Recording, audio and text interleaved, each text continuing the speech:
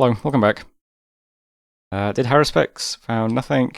Voice of Itsmu, found nothing. Ulm has put up Gift of Health, which is unfortunate. We saw a battle in Gold Crags. This is interesting. So we saw Ulm attacking Mictlan and getting defeated, but this was, you know that little fortress north of me? I guess that was the stuff that was patrolling. So we revealed that, at least.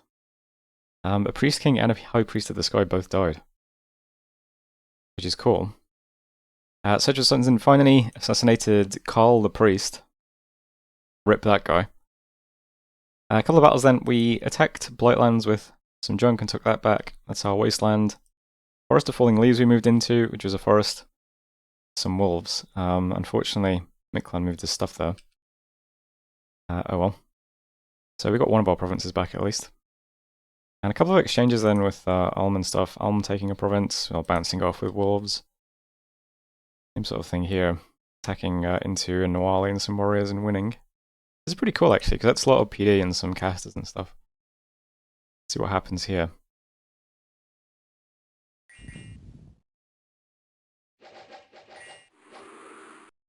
Just air rallies, I guess.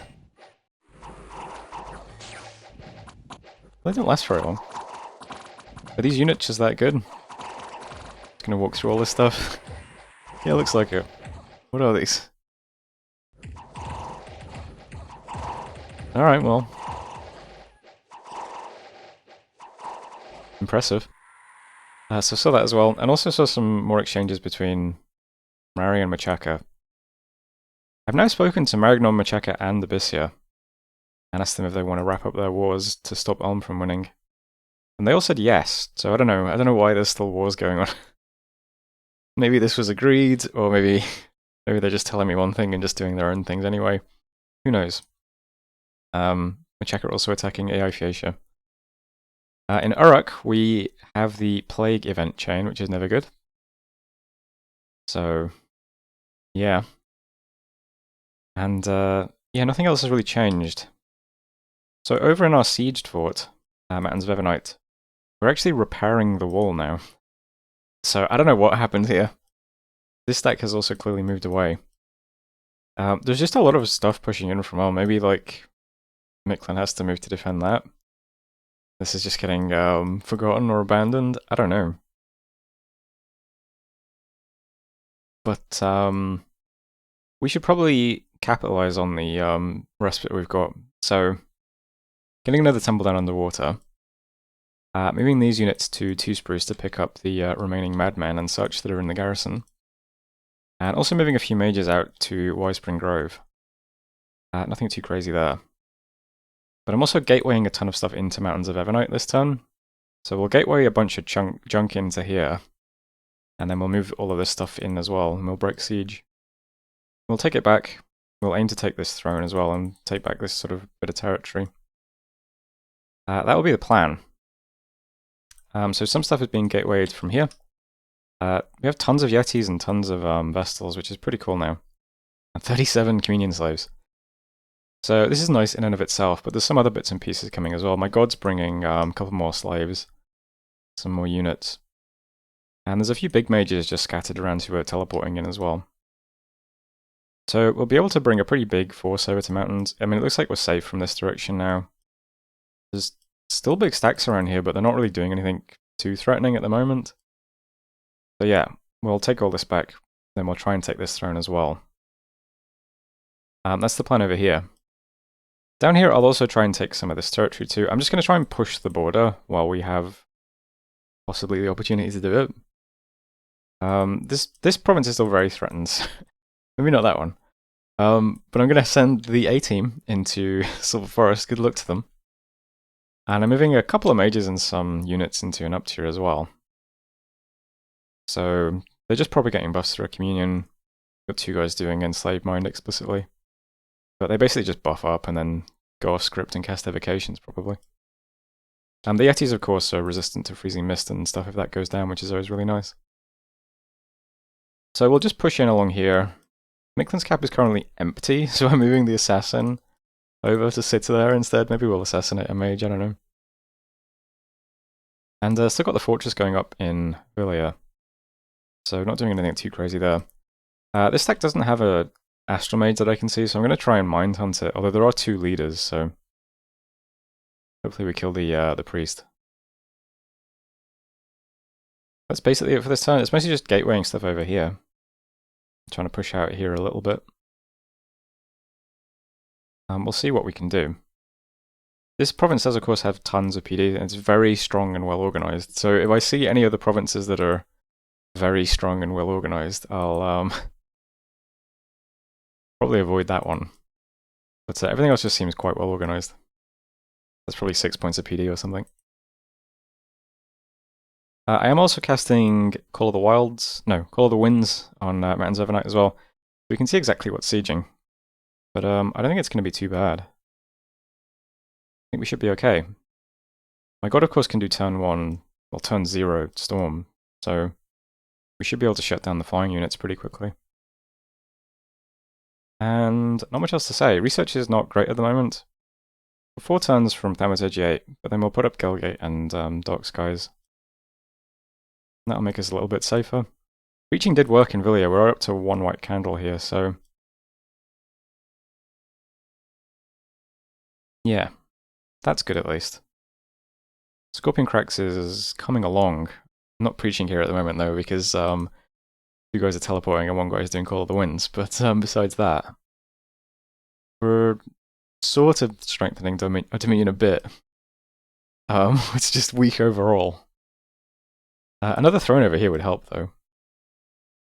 So yeah. Anyway, that was turn 51. So thanks for watching, and I'll see you next time. Hello, welcome back. Right, did a lot of spells. Some teleports, some gateways. We also searched for sites. Apsu found nothing, Haruspex found nothing. Did some mine hunts, and we did kill the hawk, unfortunately. But, you know, we tried. Saw some battles then. We saw some phantasmal warriors attacking Macheka, bouncing off. And we also saw the Beringe attacking Mictlan again. So let's check this one out. Heat from Hell is up. I guess he has the sword thing? Yeah. Doing turn 0 Earthquake. Which didn't kill much, it didn't look like. I don't know.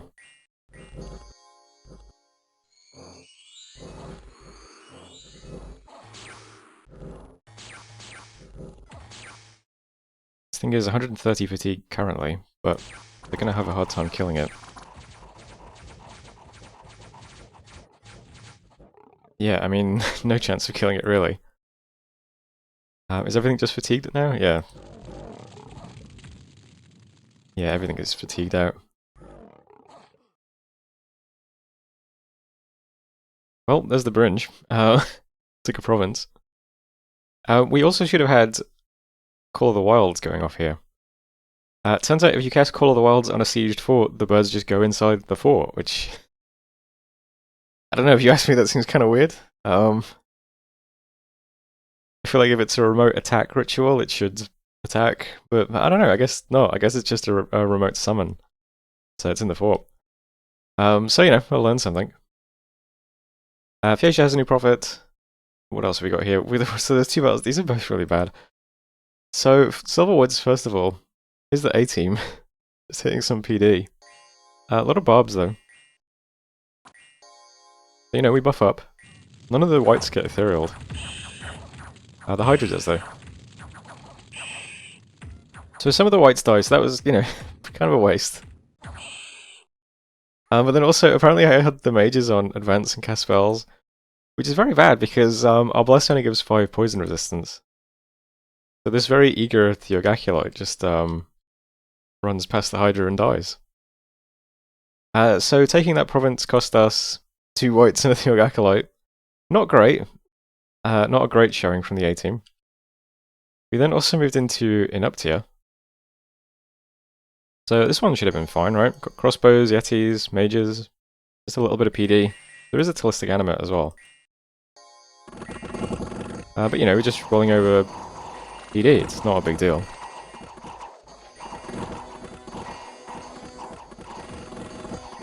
Plastic animate is going to drag the fight out of it, but besides that...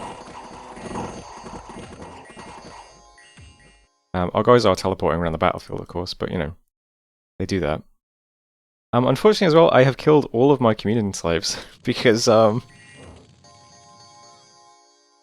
kind of got a bit carried away here, thinking that I could plug all these guys into the communion, I guess. Although, I don't think they were all plugged in, right? Or did I? Did I really do something that stupid? I did something that stupid.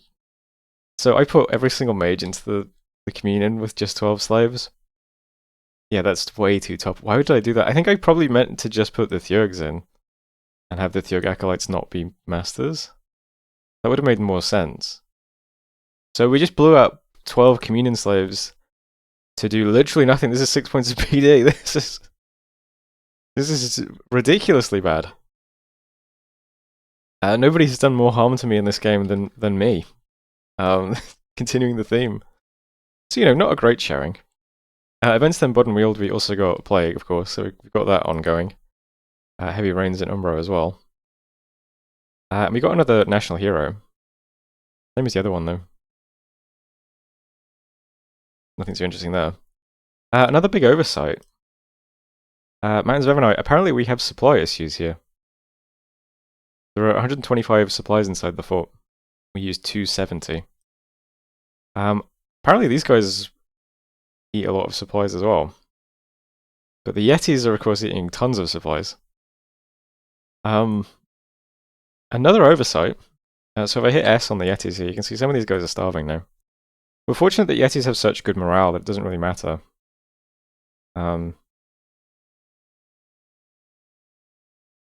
The Vestals, how's your morale? So these guys have 9 when they're starving, that's really bad.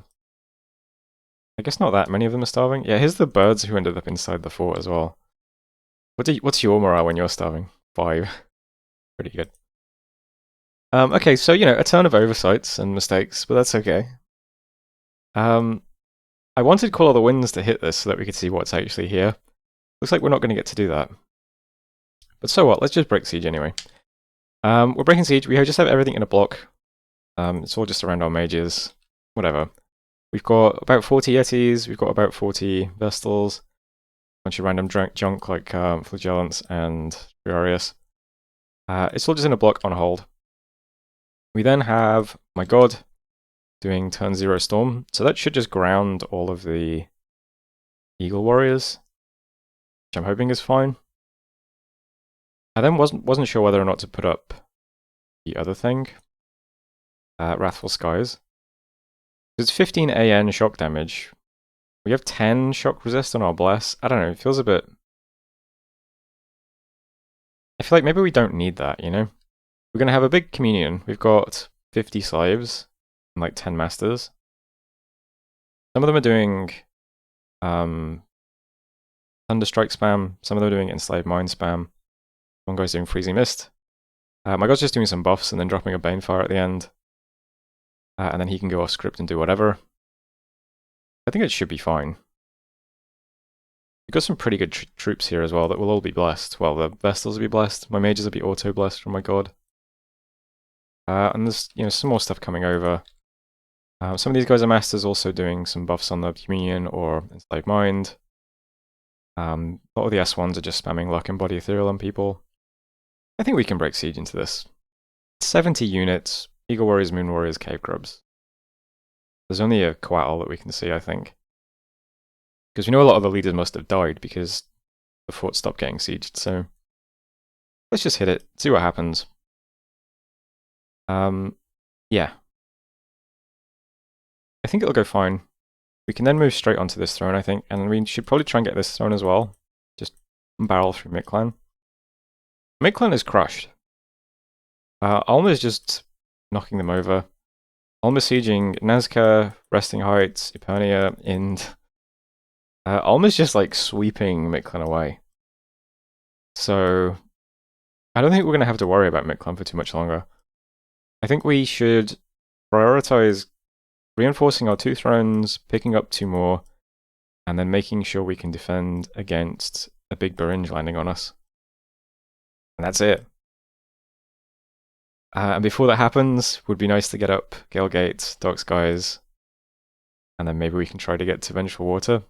Although I'm still spending all my water gems on yetis, which, you know, they still just come out every now and again in my cap. So that's fine. But big thing this turn is Breaking Siege here. Got 3 temples down underwater. I'll get one up in tiers next. The A team is going to move to Glistening Dew. Bring out another mage. I'm going to give Rings of Water Breathing to these 2 acolytes so that we can cross rivers collectively. The Hydra can cross rivers, the whites can. Even Pompeius can fly over rivers, so if we give water breathing rings to these 2 guys, they can also cross rivers, because we could have gone here, but we can't, because I want the acolyte with us. So I'll go to Glistening Dew.